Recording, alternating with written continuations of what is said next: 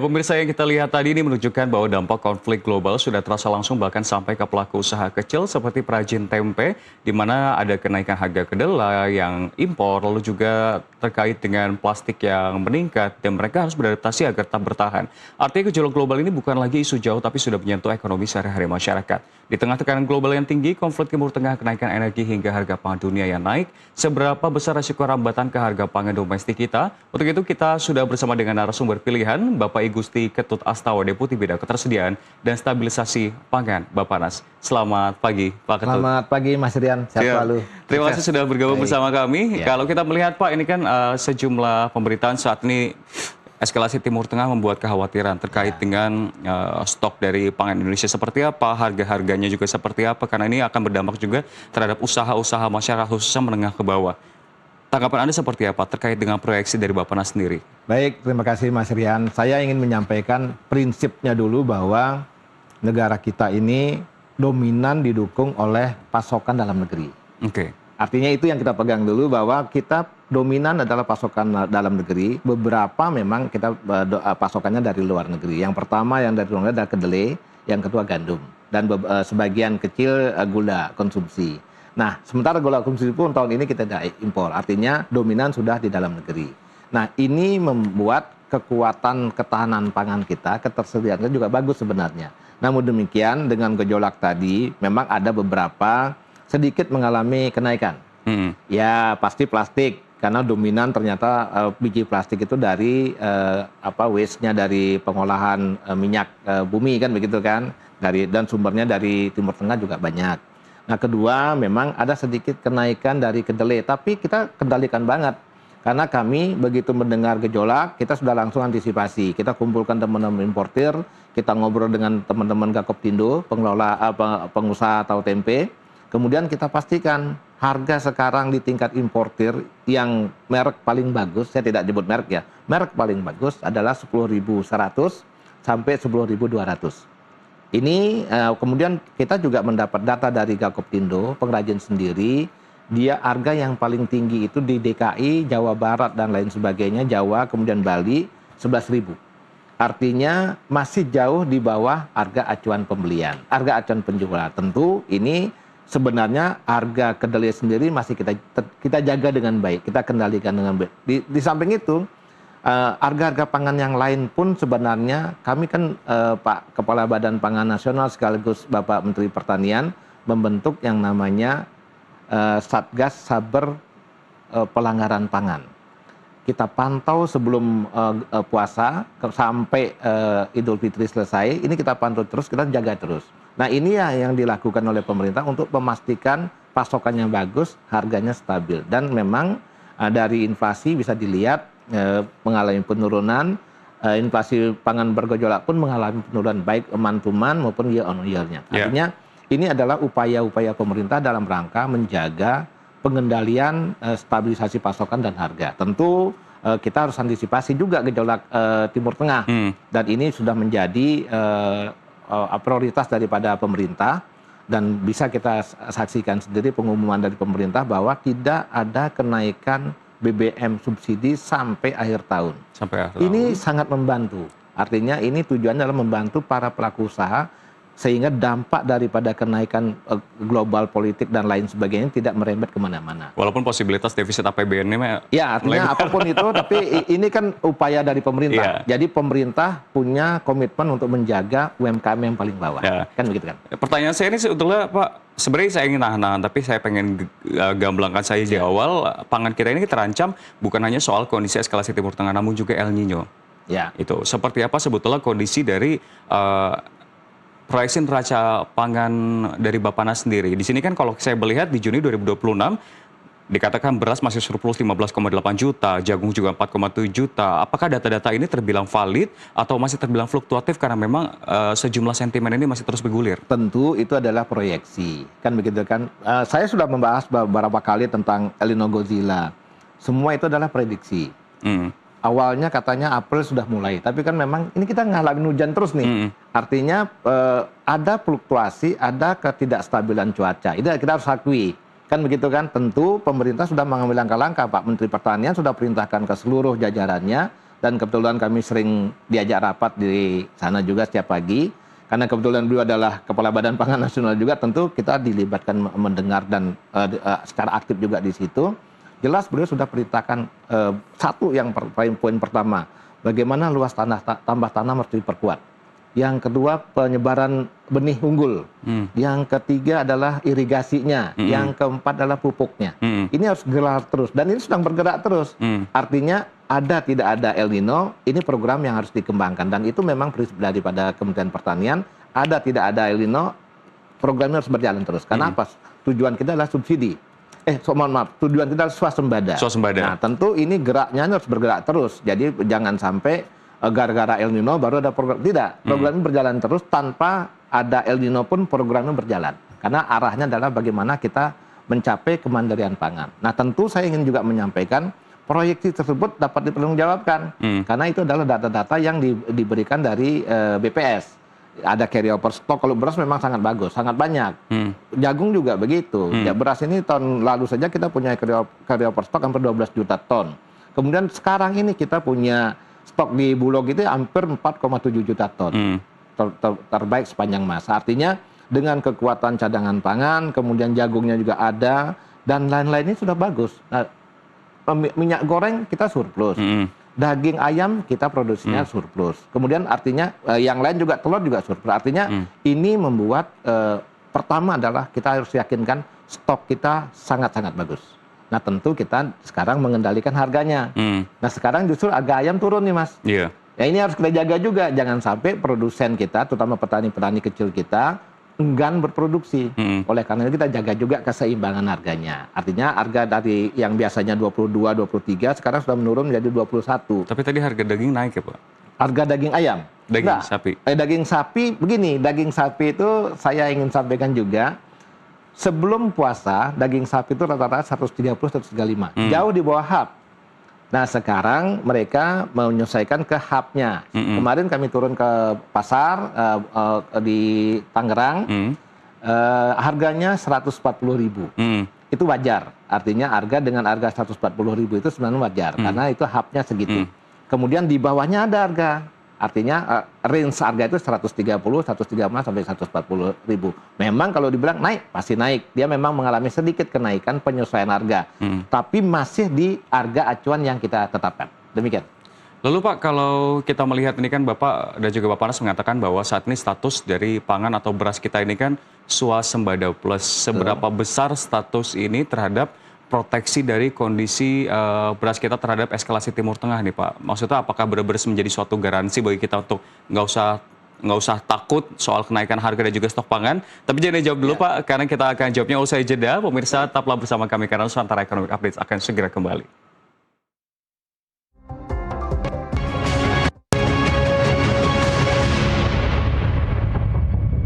Pemirsa, Anda kembali menyaksikan Nusantara Economic Update dalam segmen Industri 360 dan dialog kembali kami lanjutkan. Pak menjawab tadi Pak terkait dengan status dari swasembada plus ini, apakah memang posisi kita artinya kokoh dan juga resisten terhadap gejolak yang ada di Timur Tengah ini Pak?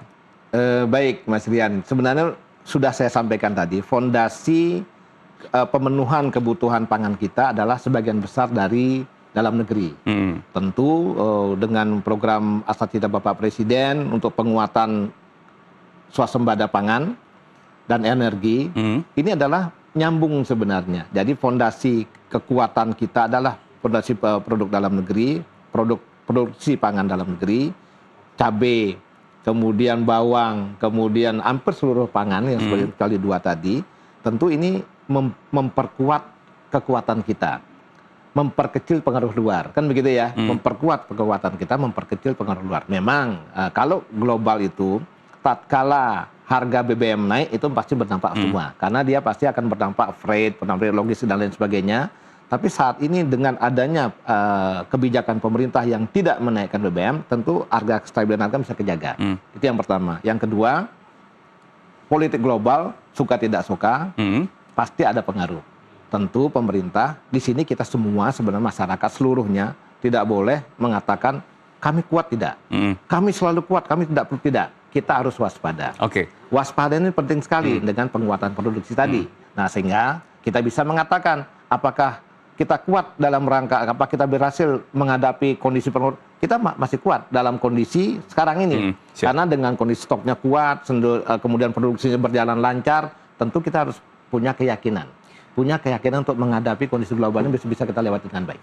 Pak Ketut, kalau hitung-hitungannya secara komoditas dari kacamata Anda dari Bappenas ini, komoditas mana saja sih Pak yang paling vulnerable, yang paling terdampak, mana yang paling aman dengan kondisi yang ada di Timur Tengah? Apakah memang komoditas-komoditas yang impor atau komoditas yang jalur distribusinya ini panjang? Bawang putih, cabai. Sebenarnya kalau bawang putih kan banyakkan dari Cina, relatif aman. Harga masih begini, sebenarnya harga-harga yang kami pantau, dan kami kan terus mantau ini sebenarnya ya, harga-harga relatif tidak beranjak gitu enggak. Harganya masih malah cenderung beberapa turun sebenarnya. Artinya pengaruh di Timur Tengah ini tidak terlalu berdampak besar sebenarnya sepanjang pemerintah sudah menyampaikan bahwa tidak ada kenaikan BBM. Ini pengaruhnya besar sekali, besar sekali ini gitu loh. Jadi pemerintah benar-benar memikirkan ke bawah, kemudian di bawah menangkapnya tidak ada kenaikan. Nah, kemudian begitu tidak ada kenaikan BBM, tentu logistik tidak naik. Nah, kami juga sudah kumpulkan teman-teman pengusaha truk segala macam. Jadi sepanjang tidak naik, kami nggak naik, Pak. Nah, begitu tidak naik, ini selesai masalah sebenarnya. Nah, yang ada sekarang ini adalah kenaikan-kenaikan kayak cabai misalkan, Mas Rian. Tentu dia tinggi pas hujan. Nah, ini memang kami harus akui sedang kita upayakan bagaimana mengendalikan, dan kami sudah bekerja dengan teman-teman Kementan bagaimana pola tanamnya kita kelola dengan baik. Kenapa? Cabai sekarang masih di posisi 70.000, walaupun sudah turun dari 90, 120, 110, sudah turun dari 70.000 sekarang di hampir semua pasar, namun tetap di atas HAP.